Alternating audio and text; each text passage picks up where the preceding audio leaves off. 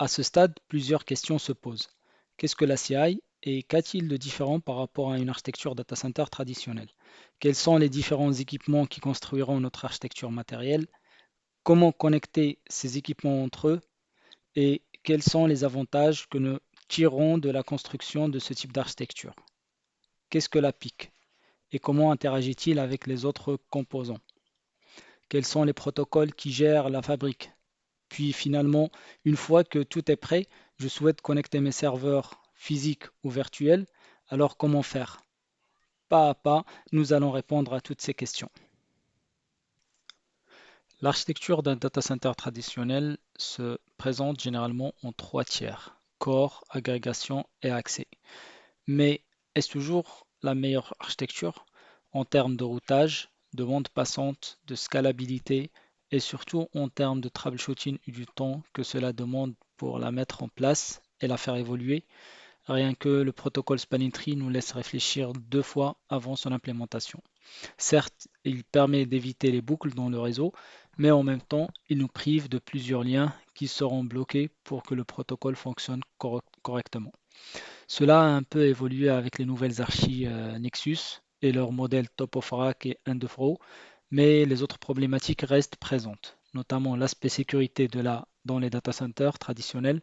On parle du modèle blacklisting, c'est-à-dire que par défaut, tout est permis jusqu'à ce qu'il y ait un besoin de bloquer certains flux. La notion du time to market est aussi importante et c'est le temps nécessaire pour la mise sur le marché d'un produit. Dans notre cas, c'est le temps nécessaire pour livrer une infra-réseau sécurisée, load balancée pour une nouvelle application. Avec le modèle traditionnel et en connaissant un peu les contextes, je peux vous assurer que le TTM est en semaine, si ce n'est pas en mois. Cela à cause du nombre d'équipes qui interviennent, au nombre d'équipements et au temps de configuration. Parlons un peu du concept SDN, Software Defined Network. Le SDN est l'abstraction de l'infrastructure physique des applications ou software qui s'en servent. Cela revient au même concept de la virtualisation des serveurs, mais cette fois avec des équipements réseau, qui sont des switches de différents types. Ne pas manager chaque switch séparément, mais déporter le software qui les gère sur un équipement dédié et différent de nos équipements, que nous appellerons un contrôleur. La gestion se fait via une seule interface web pour gérer l'ensemble des équipements et la communication se fait via des API, Application Programmable Interface. On distingue deux types d'API, Southbound qui gère la communication entre les équipements et le contrôleur et qui se traduisent par des commandes CLI qui s'exécutent sur les équipements, et les Northbound API pour la communication entre le contrôleur et la solution de management. C'est un modèle générique que les entreprises déploient pour créer un SDN. Cisco a appliqué ce modèle dans le data center via la CI. Cisco ACI est la solution de Cisco pour mettre en œuvre le concept SDN, Software Defined Network, dans les data centers. Pour le LAN, ils ont le DNA, Digital Network Architecture, et pour le cloud, Cisco NSO, Network Services Orchestrator. Il s'agit de revoir notre vision de l'usage d'un data center. La CI permet de répondre aux exigences des applications en adaptant le réseau aux prérequis applicatifs. Cette architecture simplifie et optimise le cycle de déploiement des applications grâce à un framework de gestion de politique commun. Aussi, il gère à la fois les serveurs physiques et virtuels, assure la mobilité des VM serveurs, la configuration des ports n'est plus associée à un équipement ou un port spécifique, mais plutôt au serveur. La CI consiste en deux composants principaux, la PIC, qui est le contrôleur, et les switches Nexus 9000, Spine et Leaf. Pas besoin des trois niveaux, ce n'est plus que deux niveaux et en L3, donc pas de spanning tree. Cisco APIC sert de point unique pour l'automatisation et la gestion des éléments de structure dans les environnements physiques virtuels. En conséquence, les opérateurs peuvent créer des réseaux multi-tenants entièrement automatisés et évolutifs. En gros, la fabrique ACI est composée de trois principales composantes qu'on va détailler dans les prochains chapitres. Les spines, les leafs et le contrôleur. Les switch spines représentent les backbones de la fabrique et ils sont connectés aux leafs. Ces derniers, c'est-à-dire les switches leaf, sont les points de connexion des endpoints, qui sont nos serveurs. Et tous ces switches sont managés et orchestrés par le contrôleur ou l'APIC, l'Application Policy Infrastructure Controller, qui est le control plane de la fabrique. En adoptant l'ACI, nous profitons de tous les avantages du modèle SDN, à savoir une décorrélation du control plane du data plane et l'utilisation des API open pour interagir avec d'autres partenaires. Aussi, l'automatisation des opérations et le déploiement agile des applications, en plus d'un renforcement de la sécurité grâce à la microsegmentation et à l'usage des contrats, tout en restant évolutif pour l'ajout de nouveaux équipements et pour supporter plus de charges et de trafic. De point de vue topologie, avec l'ACI, nous passons d'une architecture à 3 niveaux avec toutes ces complications, qui dit plus d'équipements, dit plus de complexité, à une topologie à 2 niveaux en full mesh entre les leafs et les spines. Il n'y a pas de connexion leaf à leaf ou spine à spine. Un autre avantage à cette topo est le fait d'éviter les boucles entre les switches de niveau 2. Les réseaux traditionnels reposent sur le protocole Spanning Tree. Dans Cisco ACI, on ne compte plus sur Spanning Tree entre les commutateurs leaf et spine. Le protocole ECMP, Equal Cost Multipathing, est utilisé à la place. Puisqu'il existe une connectivité niveau 3 entre les commutateurs leaf et spine, ce qu'on va voir par la suite, il n'y a plus besoin de spanning tree et vous n'avez pas à bloquer aucun port pour éviter les boucles de couche 2.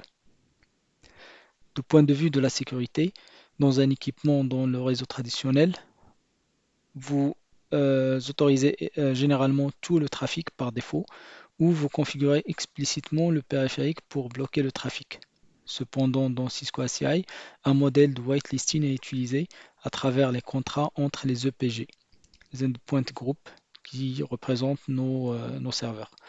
Par défaut, tout est bloqué, sauf si vous autorisez explicitement le trafic. L'ACI donc assure le Zero Trust Model, Deny All, permit ce qui est nécessaire. Un autre défi est la gestion des équipements. Il peut y avoir des dizaines ou des centaines de switches, également dans une topologie leaf et spine. Au lieu d'utiliser SSH sur chaque équipement pour configurer et créer la fabrique ACI, il existe un seul contrôleur centralisé appelé APIC. Vous pouvez toujours accéder directement au commutateur leaf et spine, mais vous ne pouvez rien configurer directement sur eux. Vous configurez toujours votre structure Cisco ACI à partir de l'APIC. Il y a généralement 3 contrôleurs Cisco APIC et ils forment un cluster. Donc si vous en perdez un, vous pouvez toujours modifier et ajouter de nouvelles configurations via les 2 autres contrôleurs. Le Cisco APIC est simplement un contrôleur pour pousser la configuration. Il n'agit pas dans le forwarding ou le data plane. Dans les réseaux traditionnels, il n'y a généralement pas d'automatisation et la configuration est effectuée manuellement et de manière statique. Dans Cisco ACI, en utilisant les appels REST API, il est facile d'automatiser la configuration. Il est également possible de fournir des intégrations dynamiques où vous pouvez communiquer dynamiquement et pousser la configuration vers le contrôleur d'un autre fournisseur, VMware, vCenter par exemple. L'intégration dynamique permet également de relever le dernier défi, qui est la coordination entre les équipes réseau et équipe système. En général, les équipes réseau et serveur sont 2 équipes différentes. Ils doivent coopérer pour s'assurer, par exemple, que le nouveau serveur ou service a les règles de sécurité correctes, que le VLAN est bien déployé au bon endroit, et parfois la communication n'est pas une tâche facile. En utilisant l'intégration dynamique, par exemple l'intégration avec VMware, vous pouvez dynamiquement pousser la configuration vers le serveur vCenter. Ensuite, vous pouvez vérifier que côté serveur, côté réseau ACI, on a la bonne configuration déployée et également que le côté serveur a la configuration mappée. Nous allons essayer maintenant d'en savoir un peu plus sur les équipements qui composent la fabrique ACI. Quand je dis fabrique, et vous allez beaucoup entendre ce mot, cela signifie tout simplement le data center ou le réseau composé des switches ACI qui sont en fait des Nexus 9000. Petit rappel de l'architecture. On a dit que les contrôleurs ou les APIC sont le cerveau des fabriques ACI et servent de source unique de la configuration au sein de la fabrique. Un cluster généralement de 3 contrôleurs se connecte directement au leaf et assure la gestion et la programmation de la policy, le déploiement des applications et la surveillance de l'intégrité de la fabrique ACI. Notez que les APIC ne sont pas dans le chemin des data ou du forwarding. Par conséquent, la défaillance d'un ou de plusieurs APIC n'arrête pas le forwarding des paquets. Une fabrique ACI nécessite au moins un APIC, mais une fabrique ACI avec un seul APIC ne doit être utilisée qu'à des fins de lab. Les switches spine sont des switches intermédiaires qui ont plusieurs fonctions clés. Ils échangent les mises à jour de routage avec les leafs via le protocole ASIS. Ils permettent des services de recherche des endpoints au leaf par le biais du protocole COOP et ils gèrent également la route réflexion pour les leafs à l'aide du protocole MPBGP permettant aux routes externes d'être distribuées dans la fabrique. Nous allons voir en détail l'ensemble de ces protocoles dans les chapitres suivants. Les switches leaf sont les points d'entrée-sortie pour le trafic entrant et sortant d'une fabrique. En tant que tels, ils sont les points de connectivité des endpoints, y compris les serveurs et les appliances. Ces switch leaf-là, on les appelle les compute leaf. Ils sont aussi le point d'application des politiques de sécurité. Un autre type de leaf, c'est les border leaf qui assurent la connectivité L2 et L3 depuis l'extérieur de la fabrique ACI.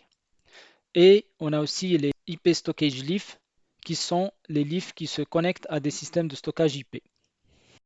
Revenons à la PIC. Le contrôleur de policy ou la PIC ne représente pas le control plane et n'intervient pas dans le data plane. Il ne fait que transmettre la policy définie à la fabrique. Il consiste généralement en un cluster de 3 serveurs ou plus dans une baie hautement redondante. L'appliance Cisco APIC est sous deux formes, moyenne configuration et grande configuration. Les configurations moyennes disposent d'un processeur, d'un disque dur et d'une mémoire de taille moyenne pour un maximum de 1000 ports Edge. Alors que les grandes configurations disposent d'un processeur, d'un disque dur et d'une mémoire de grande taille pour plus de 1000 ports Edge.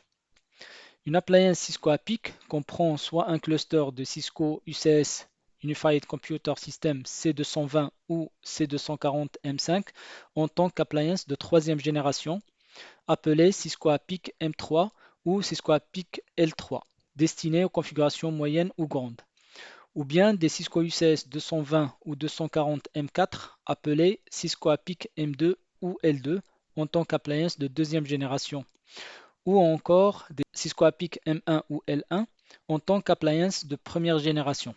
Le logiciel Cisco APIC est fourni sur les appliances Cisco UCS avec un certificat SSL qui permet au matériel d'exécuter le logiciel Cisco APIC. Le produit se compose du matériel et du logiciel Cisco APIC préinstallé. Et puisque le matériel est de l'UCS C-Series, il est livré avec l'IMC, le Cisco Integrated Management Controller, qui est un système de gestion qui vous permet de gérer le serveur en out-of-band. Il faut s'assurer que l'IMC exécute une version compatible avec la version APIC.